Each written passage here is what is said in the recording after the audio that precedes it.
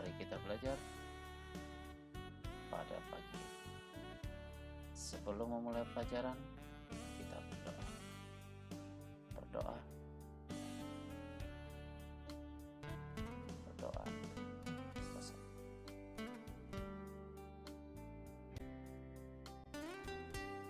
Materi pagi hari ini adalah lanjutan dari materi bab yang ke-11 yang kita sudah bahas pada minggu yang lalu.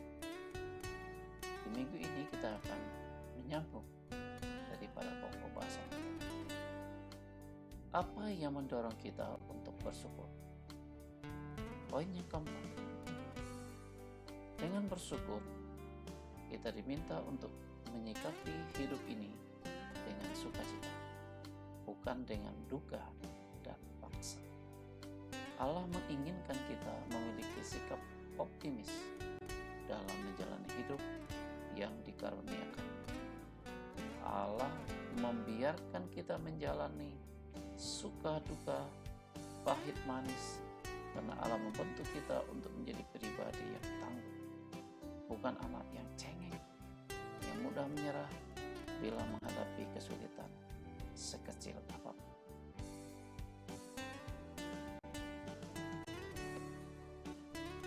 Kita juga bersyukur untuk misi Allah bagi umat manusia, termasuk kita.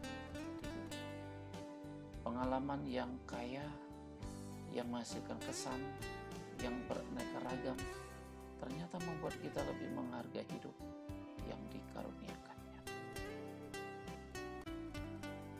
Saat ini kita tetap menunjukkan sikap bergantung kita pada Allah dalam situasi sulit. Orang-orang di sekitar kita akan melihat bahwa sumber kekuatan kita adalah Tuhan sendiri. Rasa syukur yang kita naikkan pada situasi sulit ini bukanlah karena kita bertindak emosional, melainkan karena menyadari bahwa Allah tetap bekerja dalam situasi sesulit apapun. Karena bagi Allah tidak ada yang mustahil. Ini boleh kalian baca dalam kitab Lukas 1 ayat 37.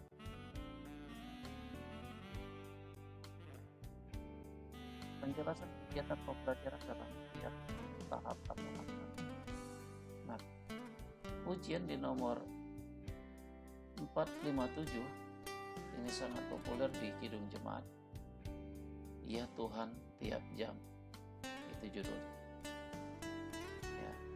Kegiatan diawali dengan menyanyikan Ya Tuhan tiap jam. Nyanyian ini menyatakan bahwa kita sungguh-sungguh sangat bergantung pada Tuhan. Tidak ada sesaat pun di mana kita tidak memerlukan Tuhan. Mintalah supaya kalian memberi alasan ya, secara pribadi mengapa lagu ini cocok untuk di kehidupan kita saat ini.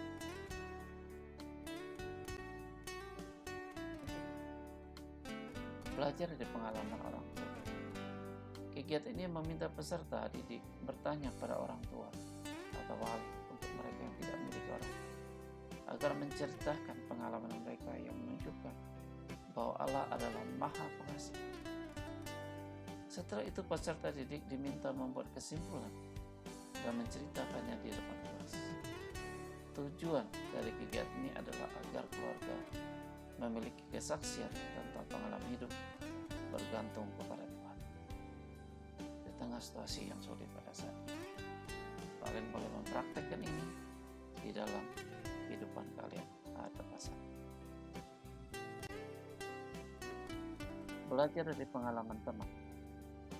Kegiatan ini memberi kesempatan kepada peserta untuk bertanya kepada 3 orang teman dari luar lingkungan sekolah tentang alasan mereka untuk bersyukur kepada Tuhan senantiasa dan apa saja kesulitan mereka untuk mempraktikkan rasa syukur dalam hidup sehari-hari.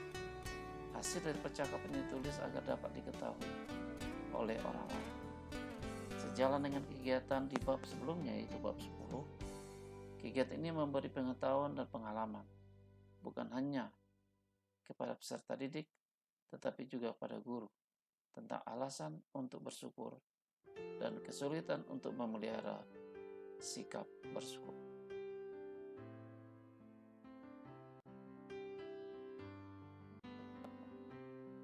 memberikan makna bersyukur bagi diri sendiri. Kalian diminta mengisi 2 tabel di bawah ini. Tabel pertama mengisi dengan 5 hal yang dapat mereka syukur.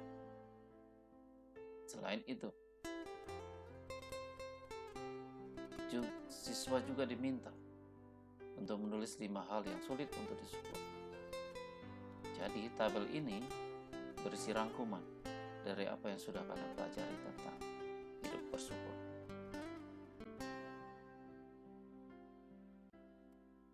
Peserta didik diminta mengisi 2 tabel di bawah ini. Yang pertama, pertanyaan 5 hal yang dapat kalian syukuri. Boleh tulis satu persatu. Dan yang kedua, 5 hal yang sulit untuk disyukuri. Itu juga kalian jawab. Nah, soal ini Bapak telah masukkan dalam soal latihan di absensi. Jadi jawabnya ada di sana. 4 ciri sikap bersyukur sebagai tindak aktif pertama, dan 4 ciri sikap bersyukur sebagai sikap pasrah. Ini kalian jawab, dipoto dan bisa kirim ke Bapak.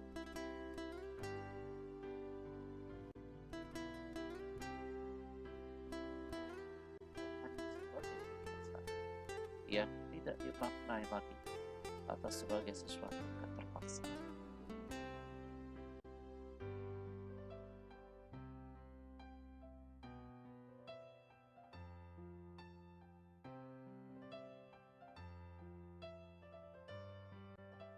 Demikian pembelajaran kita kali ini.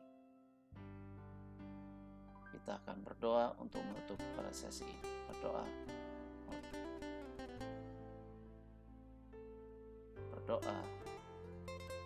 Selesai.